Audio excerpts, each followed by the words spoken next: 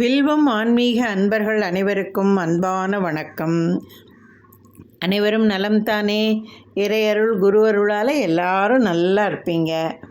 இன்றைய பதிவில் நாம் என்ன பார்க்க போகிறோம் அப்படின்னா, 2025 ஆண்டு 30/12/2025 அன்று வர இருக்கின்ற வைகுண்ட ஏகாதசி விரதத்தை பற்றியும், விரதம் எப்படி மேற்கொள்ளணும், விரத நாள், நேரம், நிறைவு செய்யும் நாள், விரதத்தின் பலன்கள், இதை பற்றின ஒரு பதிவை தாங்க நம்ம பார்க்க போகிறோம். வாங்க எப்படின்றத நம்ம பார்க்கலாம். எம்பெருமான் நாராயணனை நினச்சி நம்ம ஒவ்வொரு மாதமும் விரதம் மேற்கொள்வோம், ஏகாதசி விரதம். அந்த ஏகாதசி விரதத்திலே மிகவும் சிறப்பான ஒரு நாளாக நமக்கு வருடத்தில் ஒரு முறை வரக்கூடியது எதுன்னு பார்த்திங்கன்னா, இந்த வைகுண்ட ஏகாதசி தாங்க.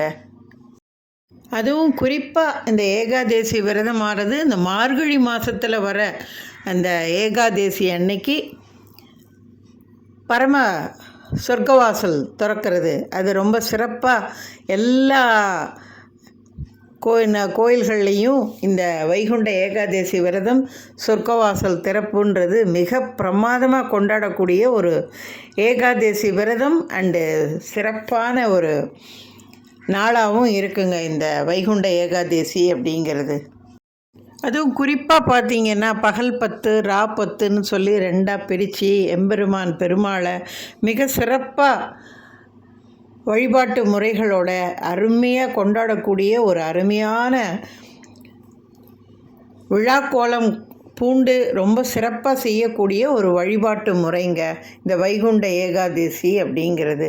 இந்த ரா 10 பகல் 10க்காகவே நிறைய அன்பர்கள் எல்லாரும், இந்த ஆன்மீகத்தில் ஈடுபட்டவங்க எல்லாரும் சிறப்பாக காத்திருந்து மனநிறைவோடு கொண்டாடக்கூடிய ஒரு அருமையான நாளுங்க இந்த வைகுண்ட ஏகாதசிங்கிறது.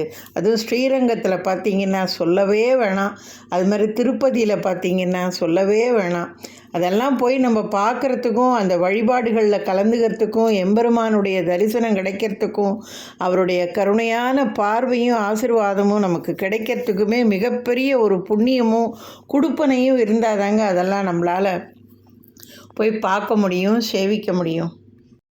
நாராயணனுடைய 108 திவ்ய தேசங்களில் முதலாக இருக்கிற திவ்ய தேசம் எதுன்னு பார்த்திங்கன்னா ஸ்ரீரங்கம் தான். ஸ்ரீரங்கத்தில் உள்ள இந்த எம்பெருமான் தான்.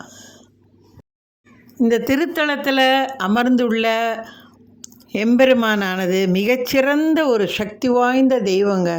பக்தர்கள் நம்முடைய அத்தனை கோரிக்கைகளையும், நியாயமான பிரார்த்தனைகளையும், வேண்டுதல்களையும் உடனே நிறைவேற்றி தரக்கூடிய கண்கண்ட ஒரு தெய்வமாக தான் இந்த ஸ்ரீரங்க பெருமாள் இன்றளவும் மிக பிரசித்தி பெற்ற ஒரு தெய்வமாக எல்லாராலையும் வழிபட்டுட்டு வரக்கூடிய ஒரு சிறந்த திருத்தலமாகவும் இந்த ஸ்ரீரங்கம் திருத்தலமானது திகழ்ந்திருக்குங்க. கார்த்திகை மாதத்தில் ஸ்ரீரங்கத்தில் பெருமாளை போய் தரிசிக்கிறதுங்கிறது மிக மிக சிறப்புங்க. இது எத்தனை பேருக்கு தெரியும்னு தெரியலனாலும் இனி வர காலங்களில் கார்த்திகை மாதங்களில் ஸ்ரீரங்கம் போய் எம்பெருமான் பெருமாளை சேவிச்சுட்டு வாங்க. அப்புறம் பாருங்கள் அதனுடைய பலனையும், தெய்வ சக்தியையும், தெய்வ பலத்தையும். இத்திருத்தலத்தில் திருமங்கை ஆழ்வார் பெருமாளை போற்றி புகழ்ந்து கண்ணீர் மல்க பிரார்த்தனை செய்து அவ்வளோ அருமையாக வேண்டி அந்த திருமங்கை ஆழ்வாருக்கு பெருமாள் அருள் பாலித்த அருமையான திருத்தலம்னு இந்த ஸ்ரீரங்கமும் ஸ்ரீரங்கத்தில் உள்ள பெருமாளும் தாங்க. இந்த அரையர் சேவை அப்படின்னு சொல்லக்கூடிய மிகப்பெரிய இந்த சேவையானது இந்த வைகுண்ட ஏகாதசி சமயத்தில் இந்த பெருமாள் ஸ்ரீரங்கத்தில் அந்த கோவில்களில் மிக சிறப்பாக மேற்கொள்ளுவாங்கங்க. அரையர் சேவை அப்படிங்கிறது பெருமாளுடைய பாசுரங்களை அவருக்கு விண்ணப்பிக்கும் ஒரு முறை தான் இந்த அரையர் சேவை அப்படிங்கிறதுங்க. இது ரொம்ப ஒரு சிறப்பான ஒரு சேவையாக இன்றளவும் இந்த ஸ்ரீரங்கம் ரங்கநாதர் கோயிலில் கடைப்பிடிச்சிட்டு வராங்க. இப்படி இந்த ரா 10 பகல் 10ங்கிற காலத்தில் இந்த பாசுரங்களை இயல் இசை நாடக வடிவில் பெருமாளுக்கு சொல்லும் பொழுது பெருமாள் அப்படியே ஆனந்தமாக மகிழ்ந்து ஆனந்த கூத்தாடி வரக்கூடிய அந்த ஒரு விழாவை மிக சிறப்பாக கோயிலில் இன்றளவும் அருமையாக செஞ்சிட்டு வருவாங்கங்க. எத்தனை பேர் இதை பார்த்துருக்கீங்க சொல்லுங்கள், பார்த்து மகிழ்ந்திருக்கீங்க, பெருமாளுடைய அனுக்கிரகத்தை பெற்றிருக்கீங்க அப்படிங்கிறத கமெண்ட்டில் பதிவிடுங்க. அதுவும் விதவிதமாக அலங்காரங்க, அப்படியே ஒவ்வொரு அலங்காரத்தையும் நம்ம காண கண்கோடி வேணுங்க. அவ்வளோ அழகாக அலங்காரம் பண்ணி ஜம்முன்னு அந்த பெருமாள் அப்படியே ஆனந்தமாக ஆடிட்டு வர்றதை பார்க்கும்போது நம்ம ஜென்மமே சாபல்யம் அடைஞ்சிருங்க. இதை விட வேறு என்ன கொடுப்பனை நமக்கு வேணும் சொல்லுங்கள்? அதை பார்க்கவும் அவருடைய ஆசீர்வாதத்தை பெறத்துக்கும் மிகப்பெரிய பாக்கியம் பண்ணியிருக்கணுங்க. இந்த சேவைகள், இந்த பாராயணங்களை சொல்கிறது, பாசுரங்களை சொல்கிறது, இதெல்லாம் பெருமாள் திருத்தலங்கள் எங்கெங்கே இருக்கோ எல்லா இடங்கள்லையும் மிக சிறப்பாக நடைபெற்று கடைசியாக பார்த்திங்கன்னா அந்த பரமபத வாசல், அதாவது சொர்க்கவாசல் திறக்கிறதுன்ற அந்த ஒரு சிறப்பான நாளும் நேரமும் பார்த்திங்கன்னா அடாடாடாடா, அதெல்லாம் போய் சொர்க்கவாசலை பார்த்தாலே நமக்கு முக்தி அடைஞ்சால் சொர்க்கந்தாங்கிறதுல எந்தவித மாற்று கருத்தும் இல்லைங்க. பொதுவாகவே ஒரு பொதுவான கருத்து ஒன்று இருக்குங்க. அதாவது மார்கழி மாதத்தில் இறக்கிறவங்க யாராக இருந்தாலுங்க, ஆணாக இருந்தாலும் பெண்ணாக இருந்தாலும் சிறியவர்கள்லேருந்து வயதானவர்கள் வரை உயிரினங்கள் கூடங்க, யார் இறந்தாலும் சரி அவங்களுக்கு கண்டிப்பாக நேராக சொர்க்கவாசல் தாங்கிறதுல எந்தவித மாற்று கருத்தும் இல்லைன்னு ஆன்மீக அன்பர்களாலும் அடியார்களாலும் நமது முன்னோர்களாலும் காலங்காலமாக சொல்லப்பட்டு வருகின்ற ஒரு நம்பிக்கையான ஒரு ஐதீகங்க இது. பெருமாளுக்குரிய விரதங்கள்லேயே மிக உன்னதமான மகத்துவமான தெய்வ பலம், தெய்வ சக்தி, தெய்வ அருள் நிறைந்த ஒரு விரதம் எதுன்னு பார்த்திங்கன்னா இந்த ஏகாதசி விரதம் தான்.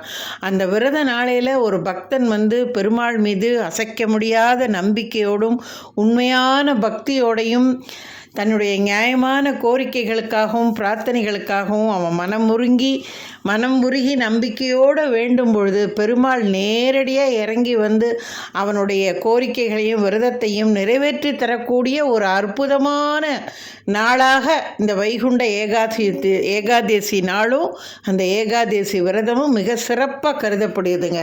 அதனால் வாழ்க்கையில் மனிதனாக பிறந்த நாம் ஒவ்வொருத்தரும் கண்டிப்பாக நம்மளால் முடிஞ்ச வரைக்கும் அன்னைக்கு ஒரு நாள் பெருமாள் மீது மிகவும் ஆழ்ந்த பக்தியோடையும் நம்பிக்கையோடையும் எந்தவித பிரதிபலனையும் எதிர்பார்க்காம நம்முடைய நியாயமான கோரிக்கைகளையும் பிரார்த்தனைகளையும் அவன் பாத கமலங்களில் சமர்ப்பித்து உண்மையாக நம்ம விரதம் இருந்து வழிபட்டோன்னு சொன்னால் நமது எண்ணிய எண்ணம் நிச்சயம் பெருமாள் நிறைவேற்றி தருவாருங்கிறதுல எந்தவித சந்தேகமும் இல்லைங்க. இது நிச்சயம் உறுதி. ஏன் இதை சொல்கிறேன்னா, ஒவ்வொரு மாதமும் வருகின்ற ஏகாதசி நாளில் இந்த பெருமாளுக்கு இந்த மாதிரி நம்ம விரதம் இருக்கிறதுங்கிறது மிகப்பெரிய ஒரு கொடுப்பனை. முதல்ல பெருமாள் அதை நமக்கு உத்தரவு கொடுத்து அருள் பாலித்து அவர் ஆசீர்வதிச்சாதான் அந்த விரதம் கூட நம்மளால் மேற்கொள்ள முடியும். அந்த மாதிரி முடிந்த வரைக்கும் மாதம் ஏகாதசி விரதம் இருக்கிறதுங்கிறது ஒரு தனி சிறப்பு தான். ஆனால் இருக்க முடியாதவங்க, இருக்க முடியலன்றவங்க, என்னையும் சேர்த்து தான் சொல்கிறேன், யாராக இருந்தாலும் இந்த வைகுண்ட ஏகாதசி அன்னைக்காவது ஒரு நாள் சாப்பிடாமல் விரதம் இருந்து நம்ம அந்த விரதத்தை மேற்கொண்டோன்னு சொன்னால் அதனுடைய பலனை நம்ம சொல்லி தெரியணும்னு இல்லைங்க, கண்கூட நம்ம வாழ்க்கையில் நிச்சயமாக நம்ம பார்க்கலாம். அதை அதாவது இந்த விரதத்தில் இந்த மற்ற விரதங்களில் கூட ஏதாவது பால் பழம் சேர்த்துக்கலாம், இதெல்லாம் சேர்த்துக்கலான்னு ஏதாவது நமக்கு ஒரு வழிமுறை இருக்குது. ஆனால் இந்த ஏகாதசி விரதத்தில் மட்டும் கண்டிப்பாக எதுவுமே சாப்பிடாம விரதம் இருக்கணும்னு தான் சொல்லுவாங்க. அதாவது முடிஞ்சால் தண்ணி மட்டும் குடிக்கலாம். அந்த தண்ணியே எப்படி குடிக்கலான்னு பார்த்தீங்கன்னா துளசி தீர்த்தமாக தான் நீங்கள் அந்த தண்ணியை குடிக்கணும். அது கூட வெறும் தண்ணியாக கூட குடிக்கக்கூடாது. இந்த துளசி தீர்த்தத்தை மட்டும் வேணால் நீங்கள் விரதம் இருக்கிற சமயத்தில் நீங்கள் குடிக்கலாம். நீங்கள் இப்போ உங்களுக்கு ஒரு சந்தேகம் வரலாம், நாங்கள் விரதம் இருக்கணும்னு ஆசைப்படுறோம்மா, ஆனால் எங்களுக்கு உடம்பு முடியல, இல்லை வயசானவங்க, இல்லை பொதுவாக கர்ப்பிணி பெண்கள்லாம் விரதம் இருக்கக்கூடாது, அந்த மாதிரி உள்ளவங்கள்லாம் நாங்கள் விரதம் இருக்கணும்னு ஆசைப்படுறோம், ஆனால் கடுமையாக எங்களால் சாப்பிடாமலாம் விரதம் இருக்க முடியாதுமா அப்படிங்கிறவங்க, இந்த உடல் ஆரோக்கியம் இல்லாதவங்களும் சரி, வயது உள்ள முதிர்ந்தவங்களும் சரி, இவங்க 2 பேர் மட்டும்தான், அவங்களுக்கு மட்டும் ஒரு நெக்லூஷியஸ் உண்டு. என்னன்னு பார்த்தீங்கன்னா பழம், பால் அந்த மாதிரி அதை மட்டும் நீங்கள் அரிசியை தவிர்த்து மற்ற எது வேணாலும் நீங்கள் வந்து இந்த விரதத்தை இருந்து அந்த விரத நேரத்தில் நீங்கள் இதை சாப்பிட்லாம். அதுவும் 2 பேருக்கு மட்டும்தான். உடல் ஆரோக்கியம் இல்லாதவங்களும் வயதானவங்களுக்கு மட்டும்தான் இந்த ஆப்ஷன். ஓகே. இந்த ஏகாதேசி விரதங்கிறது 3 நாள் கடைபிடிக்கக்கூடிய ஒரு விரதங்க. இந்த வருஷம் பார்த்திங்கன்னா 30ஆம் தேதி வைகுண்ட ஏகாதேசி. அதற்கு முதல் நாள் பார்த்திங்கன்னா 29ஆம் தேதி தசமி. வைகுண்ட ஏகாதேசி அன்னைக்கு முடிஞ்சு மறுநாள் பார்த்திங்கன்னா துவாதேசி. இந்த 3 நாளும் நீங்கள் வந்து வைகுண்ட ஏகாதேசி விரதம் இருக்கிறவங்க இந்த 3 நாளும் விரதம் இருந்து விரதத்தை மேற்கொள்ளணுங்க. இந்த விரதத்தின் 3ஆம் நாளான துவாதேசி அன்னைக்கு பாரணை செய்கிறதுன்னு சொல்லுவாங்க. பாரணை பண்ணுறதுன்னா என்ன அர்த்தம்னு பார்த்திங்கன்னா, நம்ம இந்த 3 நாள் விரதத்தை இந்த துவாதேசி அன்னைக்கு விரதத்தை முடிச்சுட்டு பெருமாளுக்கு சகலவிதமான நெய்வேத்தியங்களையும் படையலாக படைச்சி தூப தீப ஆராதனையெல்லாம் காமிச்சு பெருமாளுக்கும் அன்னம் படைச்சிட்டு நம்மளும் சாப்பிட்டு விரதத்தை முடிக்கிறது தான் இந்த துவாதேசி பாரணைன்னு சொல்கிறது. நான் திரும்ப திரும்ப சொல்கிறது என்னென்னா, நல்ல உடல் ஆரோக்கியத்தோடு இருக்கிறவங்க மட்டும் இந்த கடுமையான ஏகாதசி விரதத்தை மேற்கொள்ளுங்க. மற்றபடி உடல் ஆரோக்கியம் இல்லாதவங்க, வயதானவங்க, உங்களால் விரதம் இருக்க முடியாதுங்கிற சூழ்நிலை உள்ளவங்க யாராக இருந்தாலும் தயவு செய்து இந்த விரதத்தை கடைப்பிடிக்காதீங்க. விரதமே நீங்கள் மேற்கொள்ள வேணாம்.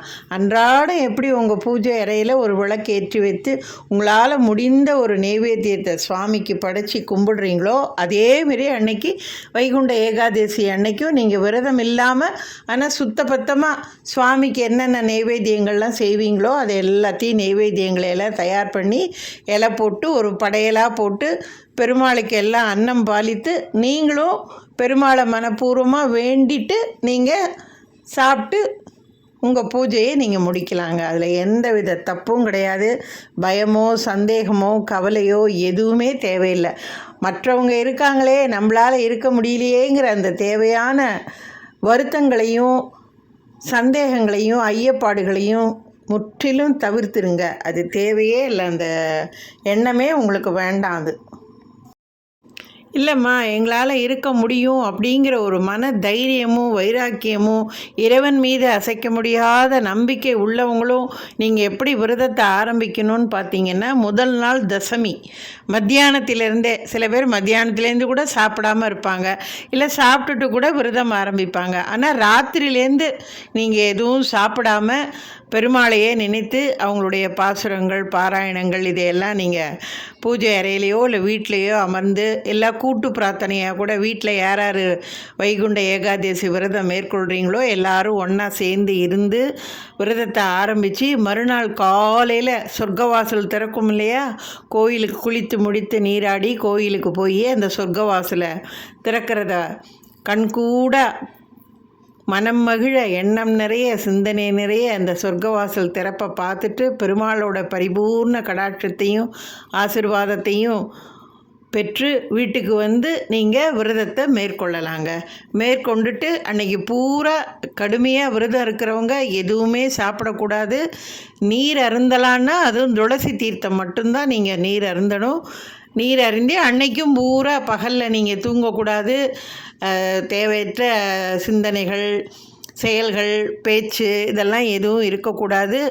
விரதம் முடிகிற வரைக்கும் பெருமாளுடைய எண்ணமும் சிந்தனையும் அவருடைய நாமாவளிகளும் பாராயணங்களையும் பாசுரங்களையுமே நம்ம படிக்கிறதும் கேட்குறதும் பார்க்குறதும் மூச்சு விடுறதுமா இருக்கணும். அன்னைக்கு இருந்து மறுநாள் துவாதேசி அன்னைக்கு நம்ம பாராயணம் பண்ணி விரதத்தை நம்ம முடிக்கணுங்க. நம்ம இந்த முதல் நாள் தசமி அன்று இரவு முழுவதும் நீங்கள் கண் விழித்து பெருமாளுடைய பாராயணங்களையும் பாசுரங்களையும் மட்டும்தான் நீங்கள் படிக்கணும்.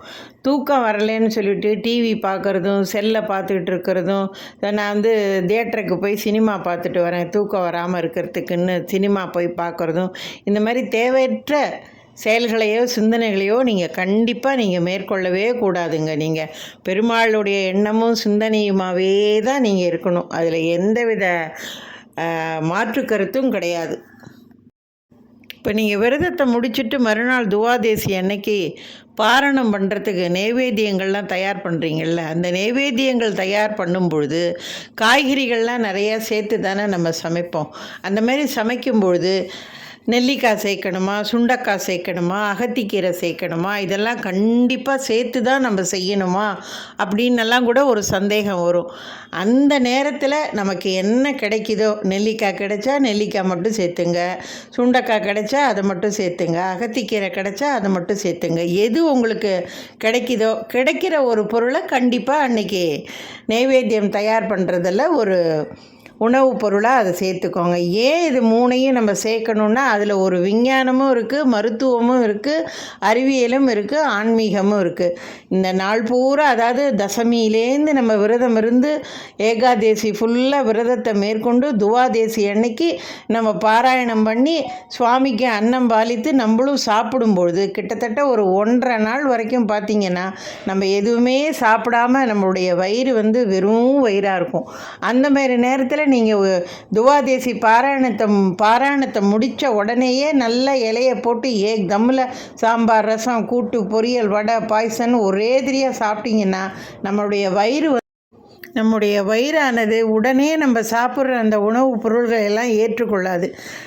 ஒரு கெமிக்கல் ரியாக்ஷன் ஏதாவது ஒன்று ஏற்பட்டு நமக்கு சாப்பிட்ற சாப்பாடு ஒத்துக்காமல் சில பேருக்கு வாந்தியே வந்துடும், சில பேருக்கு சாப்பிட்ற உணவுப் பொருள் செரிக்காது. இந்த மாதிரியான ஒரு நிலையெல்லாம் தவிர்க்கிறதுக்காகத்தான் இந்த உணவுப் பொருளில் இந்த நெல்லிக்காய், அகத்திக்கீரை, சுண்டைக்காய் இதெல்லாம் ஒரு மருத்துவ உணவுப் பொருளை நம்ம ஃபஸ்ட்டு சாப்பிட்டுட்டு அப்புறம் நம்ம ஆகாரத்தை மேற்கொள்ளணும்னு சொல்லி நம்ம முன்னோர்கள்லாம் ஒரு வழிமுறையை நமக்கு வகுத்து சொல்லி கொடுத்துட்டு போயிருக்காங்கங்க.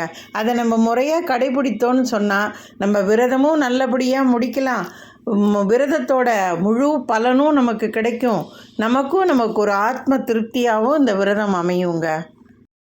இப்போ இந்த ஆண்டு பார்த்திங்கன்னா 2025ஆம் ஆண்டு ஆண்டின் நிறைவு பகுதியாக நமக்கு இந்த வைகுண்ட ஏகாதேசியானது வருதுங்க. அதுவும் இந்த தடவை இது 2வது வைகுண்ட ஏகாதேசியாகவும் இந்த ஏகாதேசி நமக்கு வருதுங்க. இப்போ வைகுண்ட ஏகாதேசின்னா என்ன, அதனுடைய சிறப்பு என்ன, பலன் என்ன, விரதம்னா என்ன, விரதம் ஏன் மேற்கொள்ளணும், அதனுடைய பலன்கள்லாம் என்னங்கிறத இது வரைக்கும் நம்ம பார்த்தோம். இப்போ இந்த விரதம் என்னைக்கு வருது, எப்போ ஆரம்பித்து எப்போ முடியுது, அந்த நாள் என்ன, நேரம் என்ன அப்படிங்கிறதையும் இப்போ நம்ம பார்க்கலாங்க. இப்போ 29/12/25 அன்று தசமியானது காலையில் பார்த்திங்கன்னா ஒரு 4:30 மணிலேருந்து ஆரம்பித்து மறுநாள் 30/12/2025 அதிகாலை, தசமியும் அதிகாலை காலையில் 4:30 மணிக்கு ஆரம்பித்து மறுநாள் 30/12 அதிகாலை 3:50 மணி வரைக்கும் நமக்கு தசமி இருக்குங்க. ஸோ அப்போ நமக்கு ஏகாதசின்னு பார்த்திங்கன்னா 30/12/2025 தான் நமக்கு கிட்டத்தட்ட 4 மணிலேருந்து, அதிகாலை 4 மணிலேருந்து நமக்கு ஏகாதசி, அதாவது சொர்க்கவாசல் திறக்கின்ற அந்த நேரத்தில் கரெக்டாக நமக்கு ஏகாதசியானது தொடங்குதுங்க. அப்போ நமக்கு ஏகாதசி 30/12/2025 அதிகாலை 3:50க்கு மேலே கிட்டத்தட்ட 4 மணிலேருந்து ஆரம்பித்து மறுநாள் 31/12/2025 அன்றைக்கு அதிகாலை 1:54 வரைக்கும் இருக்குங்க ஏகாதசி நமக்கு. அதனால் இந்த ஆண்டு நம்ம வைகுண்ட ஏகாதசியை மிக சிறப்பாக நமது இல்லங்களில் விரதம் இருக்கிறவங்க கடுமையாக விரதத்தை மேற்கொண்டு, விரதம் இருக்க முடியாதவங்க உடல் சுத்தமாக, எண்ணம் சுத்தமாக, ஆன்மா சுத்தமாக, மனசு சுத்தமாக தங்களால் இயன்ற அளவு பூஜைகளை மேற்கொண்டு விரதத்தை 30/12/2025 அன்று ஒரு நாள் முழுக ஏகாதசி விரதம் நீங்கள் மேற்கொள்ளலாங்க. இப்போ துவாதசி, அதாவது பாரணை பண்ணுறது நமக்கு எப்போ ஆரம்பிக்குது, நாள் நேரம் எப்போன்னு பார்த்திங்கன்னா ஏகாதசி 30/12/2025 அதிகாலை 1:54 முடியுது இல்லையா, முடிந்த அடுத்த நிமிடமே 31/12/2025 அதிகாலை 1:54 ஆரம்பித்து அன்றைய இரவு 11:51 மணி வரைக்கும் உங்களுக்கு துவாதசி இருக்குங்க. நீங்கள் மறுநாள் 31/12/2025 அன்றைக்கு நீங்கள் துவாதசி பாரணை நீங்கள் பண்ணலாம். பாரணை என்னன்றதை நான் உங்கள்கிட்ட சொல்லிட்டேன்.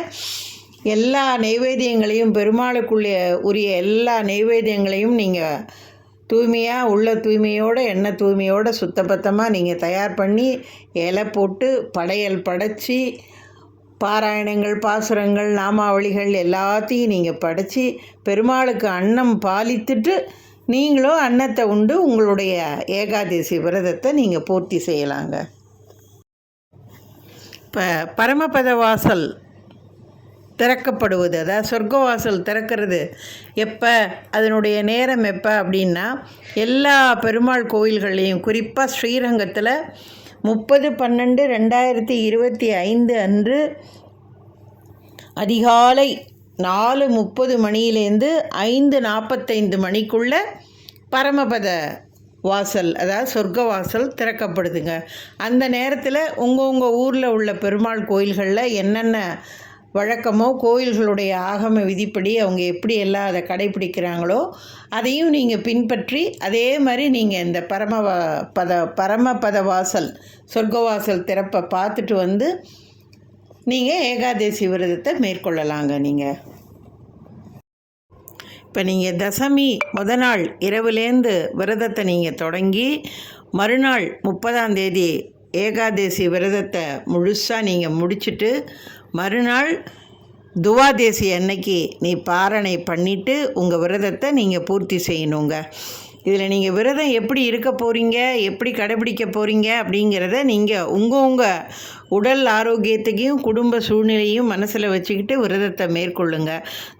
துவாதசி பாரணை நீங்கள் சுவாமிக்கெல்லாம் சமைச்சி படையெல்லாம் போடுறத உங்கள் குடும்ப சூழ்நிலைக்கு தகுந்த மாதிரி, அதாவது தசமி ஏகாதசி துவாதசி இந்த 3 நாளும் எப்பப்போ ஆரம்பித்து எப்பப்போ முடியுதுன்னு சொல்லி உங்களுக்கு நேரத்தோடு நான் சொல்லிட்டேன். இந்த நேரத்துக்குள்ளே தசமி ஆரம்பித்து துவாதசி முடிகிற அந்த நேரம், இந்த 3 நாளைக்குள்ளே அந்தந்த நேரத்தில் குறிப்பிட்ட நேரத்தில் நீங்கள் ஒவ்வொரு நிகழ்வுகளையும் கரெக்டாக செஞ்சு அந்தந்த நேரத்துக்குள்ளே நீங்கள் பூஜைகளை முடிக்கிறதுங்கிறது மிக மிக உத்தமங்க. நீங்கள் துவாதசி அன்னைக்கு பாரணை அன்னைக்கு நீங்கள் சமைக்கிறதுங்கிறது முடிந்த வரைக்கும் ஒரு 8 மணிக்குள்ளே நீங்கள் முடிச்சிட்டிங்கன்னா நல்லது.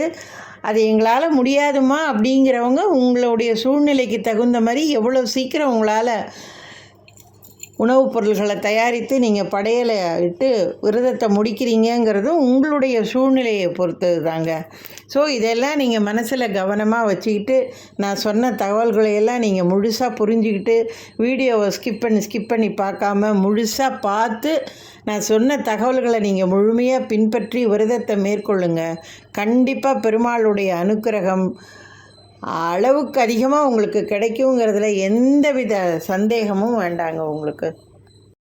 இப்போ இந்த வருடம் இந்த வைகுண்ட ஏகாதசியானது மிக சிறப்பான ஒன்றுங்க. ஏன்னா இந்த ஆண்டு ஆரம்பத்துலேயும் ஒரு வைகுண்ட ஏகாதசியோடு தான் நம்ம இந்த ஆண்டை நம்ம தொடங்கினோம். அதே மாதிரி இந்த 25வது ஆண்டையும் நம்ம முடிக்கும்போது இதே வைகுண்ட ஏகாதசியோட ஒரு நல்ல நாளில் சிறப்பான நாளில் தான் நம்ம இந்த ஆண்டை நம்ம முடிக்கிறோம். அதனால் எம்பெருமான் பெருமாள் நம்ம அனைவருக்கும் நல்ல உடல் ஆரோக்கியத்தையும் ஆயுசையும் ஆயுள் பலத்தையும் ஆயுள் கட்டியும் கொடுத்துட்டு அவங்கவுங்க பூஜா பலனுக்கு தகுந்த மாதிரி நல்ல ஒரு பலனையும் நல்ல ஒரு ஐஸ்வர்யத்தையும் சகல சௌபாக்கியங்களையும் கொடுத்து எல்லாரையும் இன்புற்று வாழ பெருமாள் எல்லாருக்கும் நல்லா ஆசிர்வதிக்கணும் அப்படின்னு சொல்லி நான் மனப்பூர்வமாக வேண்டிக்கிறேங்க. என் பெருமாளை நீங்களும் எல்லாரும் நல்லபடியாக வேண்டிக்கோங்க. இதை போல் நல்ல சிறப்பான ஒரு பயனுள்ள ஆன்மீக தகவல்களை நீங்கள் தொடர்ந்து பார்க்கணுன்னா என்னோடய வில்வம் ஆன்மீகம் சேனலை தொடர்ந்து பாருங்கள், சப்ஸ்கிரைப் பண்ணிக்கோங்க, ஆல் பெல் சிம்பலை கிளிக் பண்ணிக்கோங்க. என்னோடய எல்லா பதிவுகளும் உடனே உங்களுக்கு நோட்டிஃபிகேஷன் சிம்பலோடு வந்துடும். உங்களுக்கு ஏதாவது ஆன்மீகம் தொடர்பான தகவல்கள் இல்லை செய்திகள் ஏதாவது தெரியணும் கேட்கணும் அப்படின்னா என்னுடைய கமெண்ட் செக்ஷனில் நீங்கள் உங்களுடைய பதிவுகளை பதிவிடுங்க. கண்டிப்பாக அதற்குண்டான சரியான உண்மையான தகவல்களை நான் உங்களுக்கு பதிவிடுறேங்க. இதை போன்ற நல்ல ஒரு பயனுள்ள தகவல்களை உங்கள் உற்றார் உறவினர் நண்பர்கள் அனைவருக்கும் நீங்கள் ஷேர் பண்ணுங்கள், அவங்களையும் பார்க்க சொல்லுங்கள். எனக்கு நல்ல ஆதரவு கொடுங்கங்க. அனைவருக்கும் பெருமாளுடைய வைகுண்ட ஏகாதசி தின நல்வாழ்த்துக்கள்ங்க. வாழ்த்துக்கள்ங்க. வாழ்க வளமுடன். அடுத்த ஒரு சிறப்பான ஆன்மீக தகவல்களில் உங்கள் அனைவரையும் நான் சந்திக்கிறேங்க. நன்றி, வணக்கம்.